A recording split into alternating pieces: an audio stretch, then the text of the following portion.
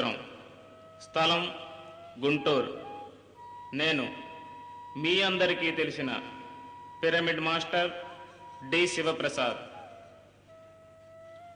మళ్ళీ ఒకసారి మనమందరం ఆత్మ విజ్ఞాన శాస్త్రజ్ఞులు, యోగులు, నిరంతర ధ్యాన దీక్ష తత్పరులు అయిన మాన్యశ్రీ డాక్టర్ ప్రసాద్ రాయ్ కులపతి గారిని కలుద్దాం.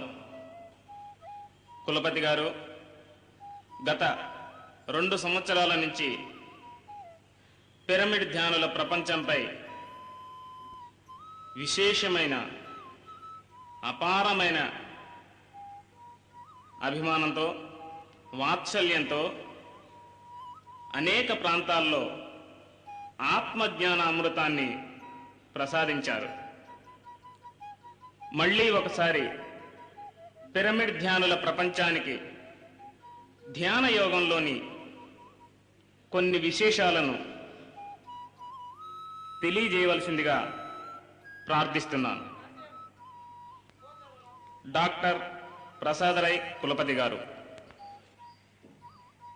ఈనాడు మానవ ప్రపంచాన్ని జాగ్రత్తగా పరిశీలించేటట్లయితే ఎవరిని అడిగినా అశాంతితో, ఏదో తెలియని వేదనతో, తెలిసిన బాధలతో, రకరకాలుగా ప్రవృత్తులతో, వివృత్తులతో మనుషులు కనిపిస్తూ ఉంటారు. సామాన్యుడైనటువంటి వ్యక్తి దగ్గర నుండి శ్రీమాన్యుడైన వ్యక్తి దాకా మీరు ఎవరినైనా కదిలించి చూడండి, మేము పరిపూర్ణంగా సుఖంగా ఉన్నాం, ఆనందంగా ఉన్నాం, సంతోషంగా ఉన్నాం అని చెప్పగలిగినటువంటి వాళ్ళు చాలా తక్కువగా కనిపిస్తారు. ఎక్కడో ఏ యోగ సాధకుడో, ఏ ధ్యాన యోగో, ఏ ఋషితుల్యుడైనటువంటి వ్యక్తో ఆ విషయాన్ని చెప్పగలడేమో కానీ మామూలు వాళ్ళని ఎవరిని కదిలించినా ఎవడి కష్టాలు వాడివిగా కనిపిస్తాయి. అసామాన్యమైనటువంటి అనంత సంపదలు ఉన్నటువంటి వాడిని అడిగినా ఆ సంపదలు రక్షించుకోవడానికి అతడు పడే తాపత్రయం అది ఎంతో బాధాకరంగానే ఉంటున్నది.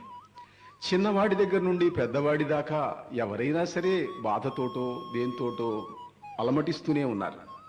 ఈ అశాంతిని పోగొట్టడం ఎట్లా? మానవుణ్ణి శాంతిమయమైన సుఖజీవిగా చేయటం ఎట్లా? దీనికోసం ఈ ఋషులు తపించారు, పరితపించారు. మహర్షులు దానికోసం తమ జీవిత సర్వస్వాలను వెచ్చించి అనంత హిమాలయ గుహలలో, ఎక్కడెక్కడో నదీ తీరాలలో, పర్వత ప్రాంతాలలో వాళ్ళు తపస్సు చేసి ఈ రహస్యాన్ని కనుక్కోవటానికి ప్రయత్నం చేశారు. గౌతమ బుద్ధుడు, సిద్ధార్థుడు అతడు దీనికోసమే ప్రయత్నం చేశాడు. తన చిన్నతనంలో ముసలితనం ఆక్రమించుకున్నటువంటి జీవులను చూశాడు, రోగగ్రస్తులైన వ్యక్తులను చూశాడు, మరణించినటువంటి శవాలను చూశాడు. ఎట్లా ప్రతి వ్యక్తి కూడాను ఇలా రోగగ్రస్తుడై, జరాపీడితుడై చిట్ట చివరకు మరణం చేత ఆక్రమించుకోబడవలసిందేనా? దీనికేం వేరే మార్గం ఏం లేదా? దీని రహస్యం ఏమిటి? మానవ జీవిత రహస్యం ఏమిటి? ఈ సుఖాలను అనే భ్రాంతితో మానవుడు జీవిస్తూ నిరంతరం దుఃఖాల పాలైతూ వాటి నుంచి విముక్తి కోసం ప్రయత్నిస్తూ ఈ పోరాటంలోనే జీవితాన్ని వదులుకుంటూ ఉన్నాడు. దీన్ని రహస్యాన్ని కనుక్కోవటం ఎట్లా అని అనుకున్నాడు ఆయన. ఆ రహస్యాన్ని తెలుసుకోవటం కోసమే అతడు తన ప్రియురాలిని విడిచిపెట్టి, యశోధరను విడిచిపెట్టి అరణ్యాలకు వెళ్ళి తపస్సు చేశాడు. ఆ తపస్సులో ఎన్నో ఏళ్లు గడిచినాయి. ఏ జీవిత రహస్యము గోచరించలేదు. తపస్సులో ఉండే క్లేశాలు, అత్యంత కష్టాలు, నిరంతర ఉపవాసాలు, ఆహారం త్యజించటం, చివరకు ఏ మిరియపు గింజలో 2 ఆవగింజలో తిని మాత్రమే జీవించటం, ఈ స్థితిని ఇన్ని తపస్సులు చేసి ఇంత కష్టాలు పడి కూడా జీవిత రహస్యం తెలుసుకోలేకపోయినాని అనే వేదన. తపస్సు వల్ల ఏమొస్తుంది? ఎలా మానవ జీవిత రహస్యాన్ని తెలుసుకోవటం ఎప్పటికి సాధ్యం? ఏనాటికి? ఎట్లా అని ఇలా బాధలు పడుతూ చిట్ట చివరకైనా ఒకనాడు ఇంచుమించు ఆహార రాహిత్యం వల్ల స్పృహ తప్పిపోయేటువంటి స్థితిలో ఒక సామాన్య అయినటువంటి గృహిణి ప్రేమతో పెట్టినటువంటి ఆహారాన్ని తీసుకొని ఆయన బోధివృక్ష ఛాయలో ధ్యానం చేస్తూ కూర్చున్నాడు. ఆనాపాన సతి. ఇన్నాళ్ళు చేసిన తపస్సు ఒక రకం, ఇప్పుడు చేస్తున్న తపస్సు ఒక రకం. ఒక ధ్యానం, ఒక ప్రశాంతమైనటువంటి మౌన ముద్రలో నిరంతరం ఉచ్ఛ్వాస నిశ్వాసాలను గమనిస్తూ ఆయన ధ్యానం చేయటం మొదలుపెట్టాడు. ఆ ధ్యానంలో ఆయనకు జీవిత సత్యం గోచరించింది. ప్రాణ ప్రయాణం పరితః ప్రమాణం ఉచ్ఛ్వాస నిశ్వాస గతిం విలోక్య ఏకాగ్రచిత్తేన కరోతి ధ్యానం సపశ్యతి ప్రాతిభవాత్మశక్తిం. అంటే కాసేపు అయ్యేటప్పటికీ ధ్యానంలో ఆయనకేవో విచిత్రమైనటువంటి అనుభవాలు కలగటం మొదలుపెట్టినాయి. ఎవరెవరో ఆయన ముందు నిల్చున్నారు. ఆయన కంటి ముందు మారుడు నిల్చున్నాడు. ఈ ప్రపంచంలో ఉండే సర్వ సౌఖ్యాలు నీకు ఇస్తాను, అనంతమైనటువంటి సామ్రాజ్యాన్ని నీకు ఇస్తాను, ఈ భూమి మీద ఉండేటువంటి సమస్త రాజ్యాలను పరిపాలించేటువంటి అధికారాన్ని నీకు ఇస్తాను, ఒక యువకునిగా, ఒక సంపన్నునిగా, ఒక మహారాజుగా, ఒక చక్రవర్తిగా ఈ మానవ లోకంలో ఉండే సమస్త సౌఖ్యాలు, ప్రపంచంలో ఉండే సౌందర్యవతులు అందరినీ నీ వశం చేస్తాను. అప్సరసలంతా నీ ముందు వారులు తీర్చి నిల్చుంటారు. హాయిగా సుఖాలు అనుభవించు. నువ్వు ఇన్నాళ్లు చేసినటువంటి తపస్సుకు, ఇన్నాళ్లు చేసినటువంటి శ్రమకు నీకు ఈ రహస్యం, ఈ అనంతమైనటువంటి వరం, ఈ దివ్యమైనటువంటి విభూతి నీకు ప్రసాదిస్తున్నాను అన్నాడు ఆయన. అంటే ఇన్నాళ్ళు నేను చేసింది దేనికోసం? ఈ తపస్సంతా దేనికోసం? ఈ కష్టమంతా దేనికోసం? నేను మానవ జీవిత రహస్యాన్ని తెలుసుకోవాలనుకున్నాను. మానవుడు ఎక్కడికి వెళ్తున్నాడు? ఏమి తెలుసుకోవాలని వెళ్తున్నాడు? అతడి ధ్యేయం ఏమిటి? నిరంతరం వయస్సు పెరుగుతూ బాలత్వం నుండి యవ్వనం, యవ్వనం నుండి వృద్ధత్వం, ఆ వృద్ధత్వం, ఈ వయస్సులో అనేక రకమైనటువంటి జరా రోగములు వీటితో పీడించబడుతూ చివరకు మృత్యువశుడై ఎక్కడికి వెళుతున్నాడు? ఆ రహస్యం తెలుసుకోవాలి. ఈ ప్రపంచంలో దుఃఖాన్ని సమూలంగా తొలగించాలి. ఆ తెలుసుకోవటానికి, ఆ విజ్ఞానాన్ని పొందటానికి, మానవ జాతికి శ్రేయస్సును సమకూర్చడానికి తపస్సు మొదలుపెట్టిన నేను ఇవాళ ఈ సుఖాలకు వశుండై, ఈ భోగాలకు వశుండై, ఈ ఆనందాలు అనుకుండేటువంటి వాటిని పొందటానికి గనక ప్రయత్నం చేసి వాటిని పొందుతూ నా జీవితాన్ని గడుపుకుండేటట్టయితే నేను కూడా మరో చక్రవర్తిలాగానో, మరో సమ్రాట్టులాగానో, నాకంటే ముందు ఎంతమంది మహనీయులు వచ్చారు, ఎంతమంది మహాపురుషులు వచ్చారు. కారే రాజులు రాజ్యముల్ కలుగవే గరోన్నతించెందరే వారేరీ సిరి మూటగట్టుకొని పోవంజాలిరే భూమిపై పేరైనన్ కలదే. ఎవరున్నారు? ఎంతమంది ఉన్నారు? ఎన్ని వందల వేల లక్షల మంది చక్రవర్తులు ఈ అఖండ భూమండలాన్ని పరిపాలించి అనంతమైన కాలగర్భంలో కలిసిపోయినారు. వాళ్ళల్లో నేను ఒకడినైతాను, లేకుంటే వాళ్ళకంటే ఎక్కువ సుఖాలు అనుభవించిన వాడిని అయితే కావచ్చు. కనుక ఇది నా ధ్యేయం కాదు, నా జీవిత మార్గం ఇది కాదు, నా ఆదర్శం ఇది కాదు, నాకివేవీ అక్కర్లేదు అని తిరస్కరించాడు. ఎప్పుడైతే ఆ మహాపురుషుడు సుఖాన్ని, దుఃఖాన్ని, వీటన్నింటికీ మూలమైనటువంటి ఈ భోగములను వీటన్నింటినీ ఆయన త్యజించగలిగాడు, అక్కర్లేదని త్యాగం చేయగలిగాడు, అనంతమైనటువంటి జ్ఞానదీప్తి అతడికి సాక్షాత్కరించింది. అనంతమైన దివ్యశక్తులన్నీ అతడి వశమైనవి. మోహకారకుడైన మారుడు పక్కకు తొలగిపోయినాడు. ఈ ప్రపంచాన్ని కనుచూపుతో, తన ఆజ్ఞాశక్తితో శాసించగలిగినటువంటి అనంతమైన మహాసంకల్పశక్తి ఆయనకు లభించింది. మానవ జీవితంలో ఉండే రహస్యాన్ని ఆయన తెలుసుకోగలిగాడు. మరణానంతర జీవిత రహస్యాన్ని ఆయన తెలుసుకోగలిగాడు. మానవుడు ఎక్కడికి వెళుతున్నాడు, ఏ ప్రాంతానికి వెళుతున్నాడు, ఏ లోకానికి వెళుతున్నాడు, మరణించిన తర్వాత ఏ శరీరం వస్తుంది, ఎట్లా ఉంటాడు, ఎక్కడికి పోతాడు, ఈ పోయినవాడు మళ్ళీ ఎక్కడికి వస్తాడు. ఆయనకు తన పూర్వ జన్మలు సమస్తము కూడా కనిపించినాయి, సాక్షాత్కరించినాయి.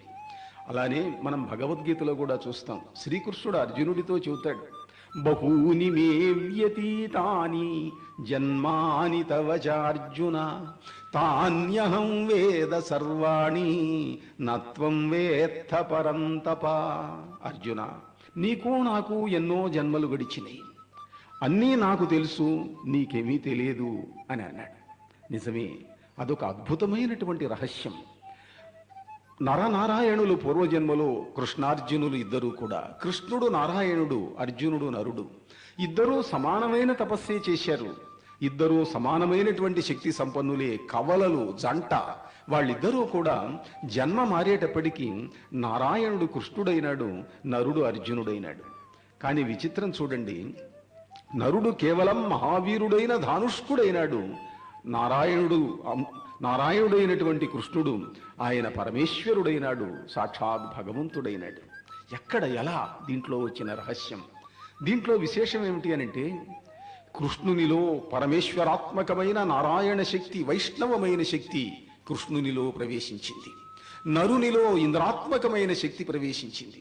ఆ ఇంద్రశక్తి వల్ల సకల లోకములను జయించగలిగినటువంటి మహావీర పరాక్రమ సాహస శక్తులు అర్జునుడికి సంక్రమించినవి. అత్యంత జ్ఞానాత్మకమైన మహాశక్తి, ఈ లోక సృష్టి స్థితి లయాత్మకమైన సర్వశక్తి కృష్ణునిలోకి వచ్చింది.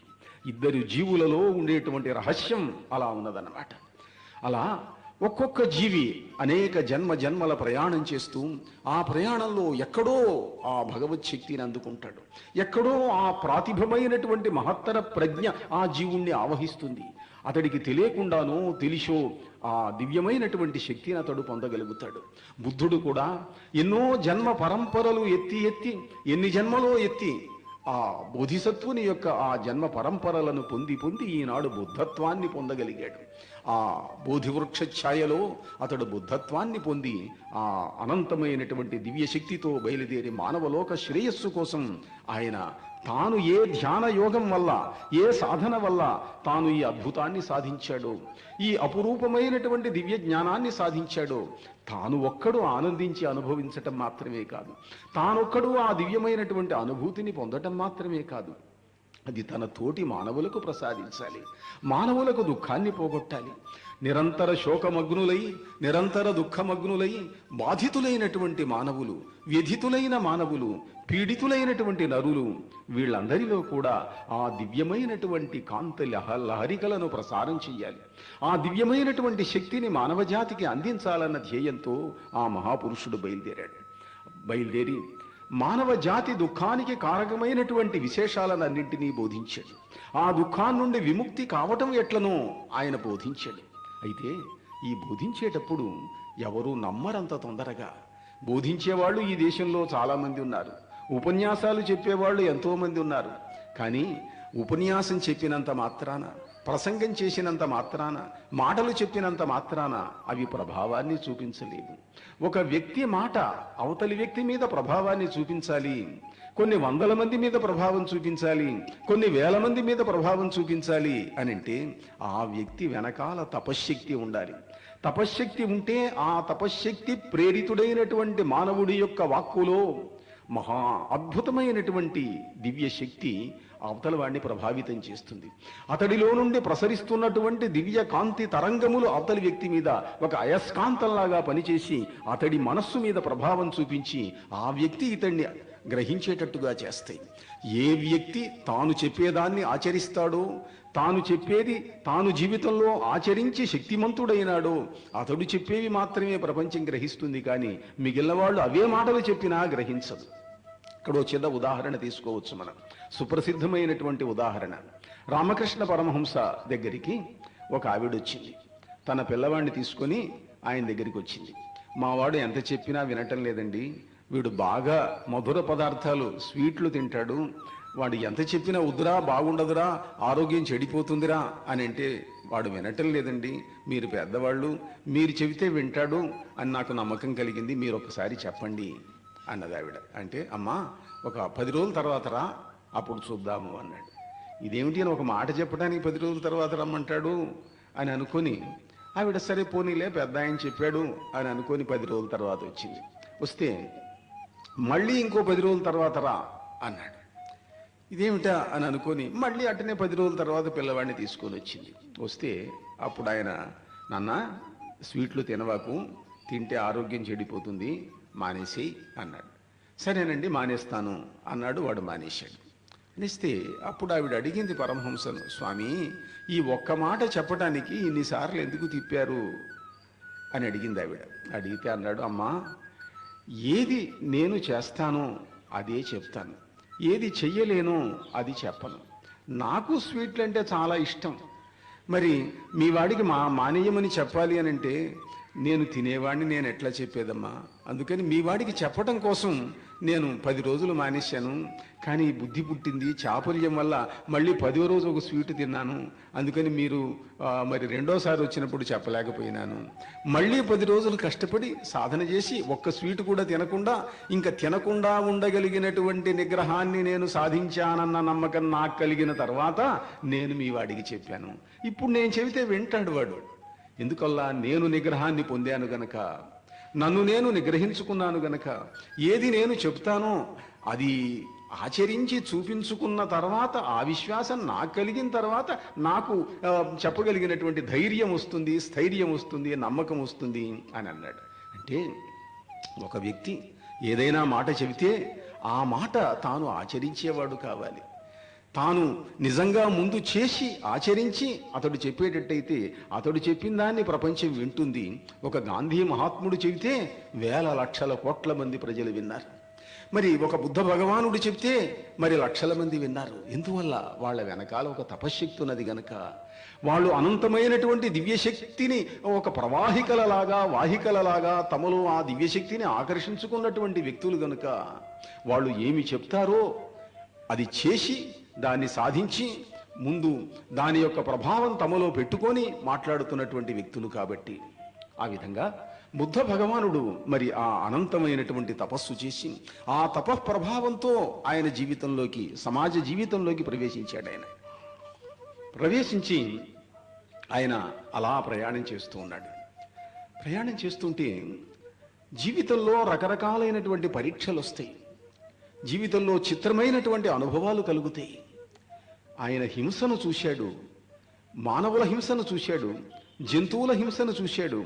అయ్యో, యజ్ఞముల పేరుతో, యాగముల పేరుతో, సాధనల పేరుతో, తపస్సుల పేరుతో జీవులను హింసిస్తున్నారు, అనేక జంతువులను బలి చేస్తున్నారు. ఈ బలి వల్ల ఏమి సాధించగలుగుతాం? జంతువులను చంపి చేసేటువంటి ఈ యజ్ఞం ఏమి ఫలితాలు ఇస్తుంది అని ఆయన యజ్ఞ వాటికల దగ్గరికి వెళ్ళాడు. మహాకాశ్యపుడు అనేటువంటి వ్యక్తి ఆ రోజుల్లో చాలా సుప్రసిద్ధుడైనటువంటి కుల గురువు ఆయన. ఆయనకు 10,000 మంది శిష్యులున్నారు. బ్రహ్మాండమైనటువంటి ఆశ్రమం ఉన్నది. అక్కడికి వెళ్ళి ఆయన ఆ యజ్ఞం జరగబోతూ ఉండటం చూశాడు. అక్కడ ఎన్నో వందల వేల పశువులు యూపస్తంభములకు కట్టబడి ఉన్నాయి. యజ్ఞంలో చంపబడటానికి అక్కడ సిద్ధం చేయబడి ఉన్నాయి. ఆ కాశ్యపుని దగ్గరికి వెళ్ళి ఈ యజ్ఞం ఆపండి, ఈ హింస ఆపండి, హింస వల్ల మానవుడు సాధించగలిగింది ఏం లేదు, ఆ హింసయే పరమేశ్వరునకు ఇష్టమైనటువంటిది, చంపవద్దు చంపవద్దు అని ఆయన చెప్పాడు. చెబితే వాళ్ళు నవ్వి వెటకారంగా మాట్లాడి, పోవయ్యా నువ్వు చెప్పేదేమిటి మాకు అని అన్నారు. అంటే అహింస మానవుడు పాటించి తీరాలి. మీరు యజ్ఞం చేయటం దేనికోసం? దైవానుగ్రహం కోసం. దైవానుగ్రహం హింస వల్ల ఎట్టి పరిస్థితులలోనూ కూడా రాదు రాదు రాదు కనుక మీరు హింస మానండి అని మళ్ళీ చెప్పాడు. వాళ్ళు వినలేదు. యజ్ఞానికి సిద్ధం చేశారు. మరి అగ్ని జ్వాలలను రగిల్చడం కోసం మరి ఘృతపాత్రలను సిద్ధం చేశారు, కాష్టములు సిద్ధం చేశారు, సమిధలు సిద్ధం చేశారు. అన్నీ బాగా ఉన్నాయి. యజ్ఞకుండములో, హోమకుండంలో అగ్ని జ్వాలలను ముట్టించడం కోసం అరణి మధించి మరి అగ్నిని ముట్టిస్తూ ఉన్నారు. ఆయన అన్నాడు, నా ఆజ్ఞ లేక అగ్ని వెలుగదు, నా ఆజ్ఞ లేక అగ్ని వెలుగదు, మీరు ఎంత ప్రయత్నించినా ఇవాళ యజ్ఞం చేయలేరు అన్నాడు ఆయన. వాళ్లకు ఆశ్చర్యం కలిగింది. ఎంతో ప్రయత్నించారు, అగ్ని ముట్టుకోవటం లేదు. ఎన్ని ప్రయత్నాలు వాళ్లకు చేతైన మామూలు యజ్ఞంలో ఉండే అన్ని ప్రయత్నాలు చేశారు, అగ్నిని తెచ్చారు, అయినా ముట్టించలేకపోయినారు. వాళ్ళు దిగ్భ్రాంతులైపోయి ఎవరి మనిషి, ఎక్కడి నుంచి వచ్చాడు? అగ్నిని శాసించగలిగినటువంటి ఒక మహామానవుడు ఇక్కడ కనిపిస్తున్నాడు. ఇన్నిసార్లు మనం యజ్ఞాలు చేశాం, ఎన్నిసార్లు మనం యాగ పశువులను వధించాము, యాగంలో ఇంద్రాది దిక్పాలకులను సంతోషపెట్టగలిగామని అనుకున్నాం. వాళ్ళు సంతోషించారో లేదో తెలియదు గాని, అయినా అక్కడ ఉన్న వ్యక్తులలో ఏ వ్యక్తి కూడా దివ్య జ్ఞానం పొందిన వ్యక్తి లేడు, దివ్య దృష్టి పొందిన వ్యక్తి లేడు, మూడవ కన్ను తెరుచుకున్నటువంటి వ్యక్తి లేడు. మహాకాశ్యపుడు కూడా మహాపండితుడే, శాస్త్రవేత్తే, యజ్ఞకర్తే, కానీ ఆయనకు కూడా మూడవ కన్ను వికసించలేదు, దివ్య దృష్టి రాలేదు. కానీ ఒక దివ్య శక్తి యొక్క విలాసాన్ని అక్కడ చూశాడు. అగ్నిని శాసించగలిగిన ఒక వ్యక్తిని చూశాడు. ప్రకృతిలో పృథివ్యప్ తేజో వాయురాకాశములు 5 కూడాను మా పంచభూతములివి. ఈ పంచభూతములను శాసించగలిగినటువంటి వ్యక్తి ఎవడో అతడు సామాన్యుడు కాదు, అతడు భగవత్తుల్యుడైనటువంటి వ్యక్తి. కాశ్యపుడికి అర్థమైంది, ఎవరో ఒక మహాపురుషుడితడు, సామాన్యుడైన వ్యక్తి కాదు. ప్రపంచాన్ని శాసించగలిగిన, పంచభూతములనే శాసించగలిగినటువంటి ఒక మహాపురుషుడు ఇక్కడ నిల్చున్నాడు. అందరూ పాదాక్రాంతులైనారు, యజ్ఞాన్ని వదిలిపెట్టేశారు. ఆ మహాకాశ్యపుడు బుద్ధుని యొక్క ప్రధాన శిష్యులలో ఒకడై ఆ క్షణం నుంచి కూడా బౌద్ధ ధర్మాన్ని, బుద్ధుడు బోధించిన బోధనలను కూడా ప్రపంచానికి అందించి ఎంతో వాంగ్మయాన్ని అందించాడు. అలా ప్రకృతిని శాసించగలిగినటువంటి శక్తి ఆ బుద్ధుడు పొందాడు. అక్కడి నుంచి ఎన్నెన్నో చేశాడు ఆయన. ఇప్పుడు మానవులను మార్చటం ఎట్లా? మానవులలో దుఃఖాన్ని పోగొట్టడం ఎట్లా? మానవులలో హింసను పోగొట్టడం ఎట్లా? నువ్వు హింసను మానుకో అని చెబితే వింటాడా? నువ్వు జంతువులను చంపవద్దు, మాంసం తినవద్దు అని అంటే వింటాడా? మనసు మారాలి. ఎలా మనసు మార్చటం? మనసు మార్చడానికి ఆ వ్యక్తిని శిక్షించవచ్చు, ఆ వ్యక్తి తలదీయించవచ్చు, ఆ వ్యక్తి కాళ్ళు చేతులు విరగొట్టవచ్చు, ఏమీ చేయలేని అసహాయ స్థితిలో పెట్టవచ్చు. కానీ ఆ వ్యక్తి మనసులో ఉన్న హింస పోలేదే. శారీరకంగా అతడు హింస చేయలేని స్థితిని కల్పిస్తే కల్పించవచ్చునేమో, కానీ మానసికంగా అతడిలో మార్పు లేదే. ఎలా? మానసికంగా మార్పు తేవాలి, కానీ కేవలం శారీరకమైనటువంటి మార్పు వల్ల ప్రయోజనం లేదు. ఆనాడు అంగుళీమాలుడు సుప్రసిద్ధుడైనటువంటి భయంకర హంతకుడు. ఆ హంతకుడిని చూసి జనం భయపడుతున్నారు. ఆ రోజుల్లో రాజులంతా భయపడ్డారు, ప్రజలంతా భయపడ్డారు. ఆ దోమన అతడు ఉన్నటువంటి ప్రాంతంలో అడుగు పెట్టడానికి భయపడ్డాడు. అతడు ఎన్ని వందల మందిని చంపాడు, ఎన్ని వేల మందిని చంపాడు. చంపిన వాళ్ళ యొక్క వేళ్ల ఎముకలను అతడు మెడలో మాలలుగా కట్టుకొని తిరిగేవాడు. అతన్ని అడ్డగించగలవాడు, ఎదిరించగలవాడు ఎవరూ లేరు. మహాసైన్యంతో బయలుదేరాడు చక్రవర్తి. అతడికి బుద్ధుడు ఎదురుపడ్డాడు. ఎక్కడికి వెళుతున్నావయ్యా చక్రవర్తి అన్నాడు. అంగుళీమాలుణ్ణి చంపడానికి వెళుతున్నాను. వాడు మా రాజ్యంలో ఉండే ప్రజలందరినీ హింసిస్తున్నాడు, ప్రజలందరినీ బాధ పెడుతున్నాడు. ఎన్ని వందల మంది మరణించారో ఇప్పటికి అతడి వల్ల. నేను సైన్యం తీసుకొని వెళుతున్నాను, ఎట్లాగైనా సరే వాడిని చంపాలా అంటే బుద్ధుడు అన్నాడు, ఇడుగో నా వెనకాల ఉన్నాడు చూడు అంగుళీమాలుడు, ఇతడే అన్నాడు. రాజుకు ఆశ్చర్యం వేసింది. అదేమిటండి, ఇంతటి మహాహంతకుడు, అంత క్రూరుడు, దుర్మార్గుడు, ఘోరుడు, దురాచారుడు, దుర్మార్గుడు, దుష్టుడు అతడు మీ వెంట శిష్యుడై వస్తున్నాడేమిటి? ఆశ్చర్యం కలిగింది. అంటే బుద్ధుడు అన్నాడు, వాణ్ణి అడగండి అంటే అప్పుడు అంగుళీమాలుడు చెప్పాడు, నేను చూశాను, నేను చంపుదామని ప్రయత్నించాను బుద్ధుణ్ణి. అతడు నీ ఇష్టం చంపుకో అన్నాడు. ఆయన వెంటబడ్డాను. ఎంత దూరం వెళ్ళినా మరింత దూరంలో ఉన్నట్టుగా ఉన్నాడు. అందటం లేదు నాకు. ఆయన ఏం పరిగెత్తటం లేదు, నేను పరిగెత్తుతున్నాను, కానీ ఆయన అందుకోలేకపోయినాను. ఆయన దగ్గరికి వెళ్ళాను, ఆయన కన్నుల్లోకి చూశాను. ఆ కన్నుల్లో ఏదో అనంతమైనటువంటి దయా సముద్రాల తరంగాలు ప్రవహిస్తున్నట్టుగా అనిపించింది. నా హృదయంలో, నా అంతరంగంలో అంతకుముందు ఉన్నటువంటి దుర్మార్గపు ఆలోచనలన్నీ పోయినాయి. నా మనస్సు క్షాళితమైంది. మహాపురుషుడు, మహానుభావుడు నాకు జ్ఞానం కలిగించాడు, నాలో ఉన్న క్రౌర్యాన్ని తొలగించాడు, నాలో ఉన్న దుర్మార్గాన్ని తొలగించాడు. ఇవాళ నన్ను మీరు చంపితే చంపండి, నేను ఇప్పటికి కొన్ని వందల వేల మందిని చంపాను, శిక్షగా మీరు ఏమి చేసినా నేను సిద్ధంగానే ఉన్నాను చక్రవర్తి అన్నాడు అంగుళీమాలుడు. బుద్ధుడు అన్నాడు, మనసు మారిన వ్యక్తి ఇతడు, పాపాలు పోగొట్టుకున్న వ్యక్తి ఇతడు, హృదయం క్షాళితమైనటువంటి వ్యక్తి ఇతడు. ఇతడిని ఇప్పుడు ఇంకా చంపాల్సిన పనే ఉన్నది. ఇతడిలో ఉన్న క్రౌర్యం చంపబడింది, ఇతడిలో ఉన్న దుర్మార్గం చంపబడింది అంటే అప్పుడు ఆ చక్రవర్తి ఆయన మనిషి మారిపోయిన తర్వాత ఇంకా చంపేది ఏముంది మీ శిష్యుడైన తర్వాత అని వెనక్కి వెళ్ళాడు. అంటే మానవుణ్ణి మార్చాలి, మానవుని అంతరంగంలో ఉండేటువంటి దుర్మార్గాన్ని పోగొట్టాలి, అతడి హృదయంలో ఉండేటువంటి దౌష్ట్యాన్ని పోగొట్టాలి, దాన్ని సంహరించాలి. అతడిలోని కామం, అతడిలోని క్రోధం, అతడిలోని లోభం, మానవుడిలోని మోహం, మదం, మాత్సర్యం, వీటిని సంహరించాలి, మానవుణ్ణి సంహరించటం కాదు. కనుక మానవునిలో ఉండేటువంటి అరిషడ్ వర్గాన్ని జయించటానికి తగినటువంటి ధ్యానయోగ మార్గాన్ని, మహత్తరమైనటువంటి దివ్య మార్గాన్ని బుద్ధ భగవానుడు ఈ ప్రపంచానికి అందించాడు, ఈ విశ్వానికి అందించాడు. అది అందుకుంటే మనము బుద్ధులం కావచ్చు, మనము కూడా బోధిసత్వులం కావచ్చు. ఎట్లా? తపస్సు చేస్తే ఆయన ఎట్లా బుద్ధుడైనాడు? అంతకుముందు ఎందరు బుద్ధులు వచ్చారు. బుద్ధై ప్రత్యేక బుద్ధైశ్చ శ్రావకైశ్చ నిషేవిత.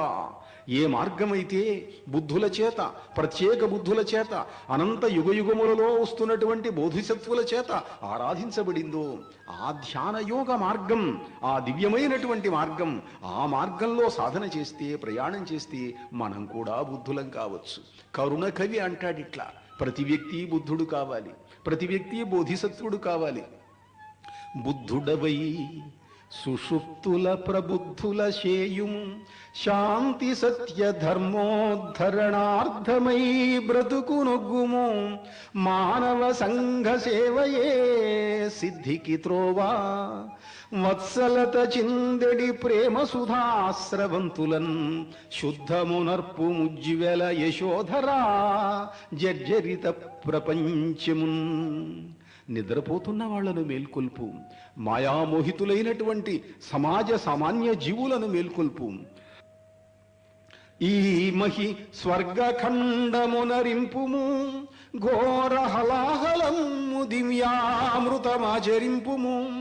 జయోస్తు కుమారా శిరస్సుపై అహింసా మకుటద్యుతుల్ దశ దిశల్ వెలిగింప ప్రపంచమెల్లా నీ ప్రేమరసైక వృష్టి కురిపింపుమురా కరుణాకళాధరా. ఈ ప్రపంచమే స్వర్గం కావాలి. ఎక్కడో స్వర్గం ఏ దివ్యలోకాలలోనో కాదు, ఈ మానవ భూమి స్వర్గభూమి కావాలి. హలాహలం అమృతం కావాలి. నీ ప్రేమ అమృత వృష్టిలో ఈ ప్రపంచమంతా తడిసిపోవాలా. ఓ మానవుడా, నీవు దివ్యత్వాన్ని పొందు, బుద్ధత్వాన్ని పొందు. ఈ ప్రపంచంలో కామమోహితులైన వ్యక్తులే అడుగడుగునా కనిపిస్తారు. ప్రేయసి ప్రేమలోనే జీవితాన్ని గడుపుకుంటూ అదే సమస్తము అని అనుకునేటువంటి వాళ్లే కనిపిస్తారు. బాలస్తావత్ క్రీడాసక్తః, తరుణస్తావత్ తరుణీసక్తః, వృద్ధస్తావత్ చింతాసక్తః, పరే బ్రహ్మణి కోపినసక్తః అంటారు ఆచార్య శంకరులు. చిన్నతనంలో ఆడుకోవటం అంటే ఇష్టం, వయస్సులో తరుణులతో క్రీడించటం ఇష్టం. వృద్ధస్తావత్ చింతాసక్తః, ముసలితనం వచ్చిందంటే రకరకాల ఆలోచనలు. అదేమైతుందో, ఇదేమైతుందో, నా ఆస్తి ఏమైతుందో, నా పిల్లలేమైతారో, నా పొలాలేమైతాయో, నా ధనమేమైతుందో, ఇవే ఆలోచనలతో మునుగుతిపోతూ ఉంటాడు. పరబ్రహ్మమును గురించి ఆలోచించేటువంటి వాడు కనపట్టం లేదే అని అంటాడు. ప్రేయసి ప్రేమలోన కనిపించడి తీయని స్వర్గమొక్కటే ధ్యేయము కాదు. హీనులు అతి దీనులు మ్లానతనుల్ దరిద్ర నారాయణులేడ్చుచుండిరి తదశ్రువులన్ తుడువంగ బొమ్ము నీ ప్రేయసి తోడా. నీ కట లభించును కోట్ల కొలంది స్వర్గముల్.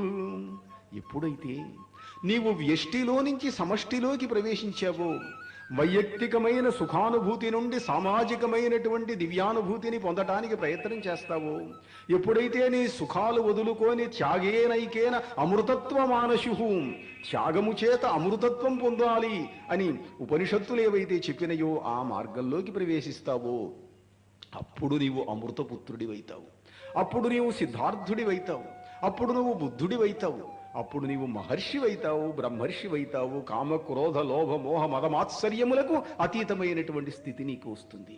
అయితే ఈ స్థితిని సాధించటానికి కష్టపడాలి, ధ్యానం చెయ్యాలి, యోగ సాధన చెయ్యాలి. జీవితమే ఒక తపస్సుగా నిరంతరం పరితపించాలి. ఆ దివ్యమైనటువంటి శక్తిని నీలోకి ఆవాహన చేసుకోవాలి. ఆవాహన చేసుకుంటే నీవు వ్యక్తిగత స్థాయి నుండి ఆ అవ్యక్తమైనటువంటి దివ్య భావనను అందుకుండేటువంటి స్థాయికి చేరుకుంటావు. ఇక్కడ ఒక సాధకుడి యొక్క జీవితాన్ని మీ ముందుంచుతాను. ప్రసిద్ధమైనటువంటి కథ. విశ్వామిత్రుడు మహర్షి. విశ్వామిత్రుడు ఒక రాజకుమారుడు.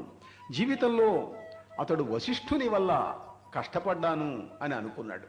వశిష్ఠుని ఆశ్రమానికి వెళ్ళాడు. ఒకసారి వేటకు వెళ్ళి సైన్యంతో వెళ్ళాడు. వశిష్ఠుడు తన హోమధేనువు యొక్క సహాయంతో ఆయనకు అందరికీ ఇన్ని వేల మందికి ఆతిథ్యం ఇచ్చాడు. ఆ ధేనువు తనకుంటే బాగుండును అన్న స్వార్థం అతడికి కలిగింది. ఇతరుల యొక్క ఆస్తి నాకు కావాలి, ఇతరుల సంపద నాకు కావాలి, ఉట్రవుడియంగా రావాలి, వీలైతే చాలా సుఖంగా రావాలి, సులభంగా రావాలి. ఇవాళ ధనాన్ని సంపాదించడానికి మానవ ప్రపంచంలో ఏ మార్గాన్నైనా అనుసరించడానికి సిద్ధపడుతున్నారు. ఏ అక్రమమైనా సరే, అన్యాయమైనా సరే ధనార్జన ధ్యేయం.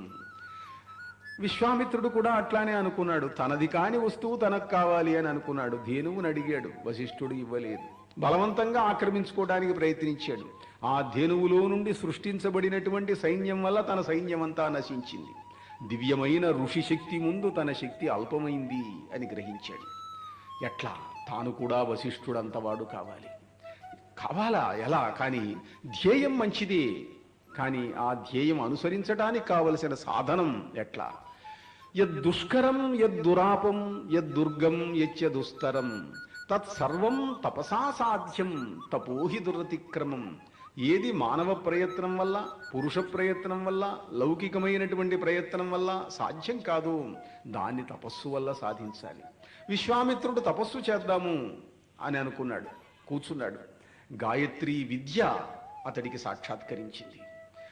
గాయత్రి మాత అతడిని ఎన్నుకున్నది. అతడికి తన మంత్రం ఆమె అనుగ్రహించింది. 1000 ఏళ్ళు తపస్సాధన చేశాడు. 1000 ఏళ్ళు తపస్సాధన అనంతమైనటువంటి శక్తి వచ్చింది. ఇక్కడ చూడండి, ఇంతకు ముందు బుద్ధుడి గురించి చెప్పుకున్నాం. బుద్ధుడు తపస్సు చేసినప్పుడు, బుద్ధుడు ధ్యానం చేసినప్పుడు అతన్ని వ్యామోహ పెట్టడానికి, అతడి మనస్సును ఆక్రమించుకోవడానికి, ఆకర్షించటానికి